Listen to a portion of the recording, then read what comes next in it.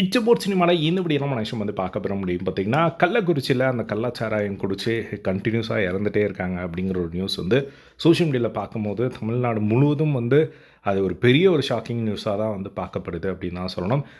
அப்படிப்பட்ட அந்த ஒரு நியூஸ் வந்து நேற்று வந்ததுலேருந்தே வந்து பெரிய பெரிய பொலிட்டிக்கல் லீடர்ஸ் எல்லாருமே நேரில் போய் மீட் பண்ணி என்ன தான் நடந்தது அப்படிங்கிறத வந்து பார்த்துட்டு இருக்காங்க. அந்த வகையில் தமிழக வெற்றி கழகத்தின் தலைவரான விஜய் சார் வந்து பார்த்திங்கன்னா நேற்று வந்து அந்த நியூஸ் கேள்விப்பட்ட உடனே கள்ளக்குறிச்சிக்கு கிளம்பி போய் ஹாஸ்பிட்டலில் அட்மிட் ஆகிருக்கிறவங்க எல்லாரையும் வந்து பார்த்து டாக்டர்ஸ் கிட்ட வந்து கேட்டு தெரிஞ்சுக்கிட்டாரு.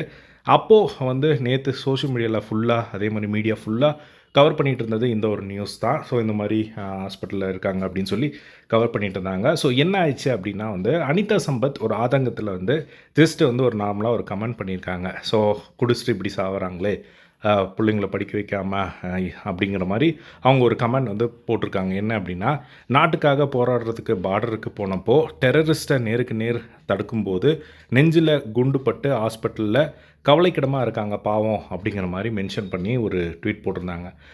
ஒரு கமெண்ட் பண்ணியிருந்தாங்க. ஸோ அந்த ஒரு கமெண்ட் வந்து பார்த்திங்கன்னா விஜய் சாரை தான் சொல்கிறாங்க அப்படின்னு சொல்லி ஒரு நியூஸ் சேனலில் வந்து போட்டு விட்டாங்க. ஸோ இது வந்து செம வைரலாக போய் எல்லாருமே வந்து ஏன் இவங்க இப்படி சொன்னாங்க அப்படிங்கிற மாதிரி வந்து சொன்னாங்க.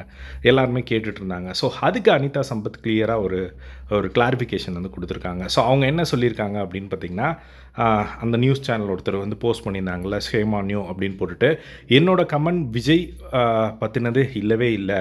அவர் நான் தப்பாக எங்கேயும் மென்ஷனும் பண்ணலை. நான் வந்து அவரோட பொலிட்டிக்கல் என்ட்ரிக்கு நான் ரொம்ப ஹாப்பியாக தான் ஃபீல் பண்ணுறேன். ஒய்ஃப் பிள்ளைங்களை கவனிக்காமல் இவ்வளோ பூர் பேக்ரவுண்டில் இருந்தும் காசை கொண்டு போய் கள்ளச்சாராயம் குடிக்கிறேன்னு போய் ஹாஸ்பிட்டலில் அட்மிட் ஆகிருக்காங்க.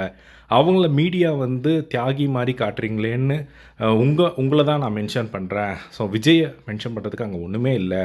உலகத்தில் எத்தனையோ பேர் வந்து 5, 10ன்னு சேர்த்து வச்சு பிள்ளைங்களை படிக்க வைக்கிறாங்க. அப்படிப்பட்ட அப்பாக்கள் இருக்கிற நம்ம ஊரில் இப்படி ஊதாரித்தனமாக சுற்றுறவங்களுக்கு பார்க்கும்போது தான் ஆதங்கமாக தான் இருக்குது அப்படிங்கிற மாதிரி சொல்லியிருக்காங்க.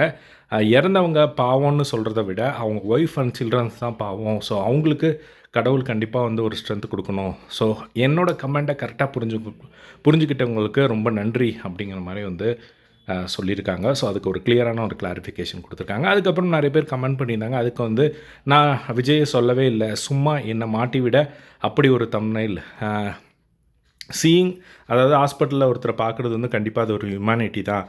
நான் வந்து ஜஸ்ட் வந்து இந்த மீடியாவை தான் வந்து மென்ஷன் பண்ணுறேன். ஸோ தியாகிக மாதிரி அவங்க தியாகி மாதிரி அவங்க போராடி ஹாஸ்பிட்டலில் அட்மிட் ஆகிருக்கிற மாதிரி மீடியா வந்து ப்ரொஜெக்ட் பண்ணிகிட்டே இருக்காங்க கண்டினியூவாக. அதை தான் நான் ஆதங்கமாக சொன்னேன் அப்படிங்கிறத அனிதா சம்பத் வந்து கிளியராக ஒரு கிளாரிஃபிகேஷன் கொடுத்துருக்காங்க. ஸோ இதுதான் வந்து நியூஸ் வந்து வைரலாக வந்து போயிட்டுருக்கிறது.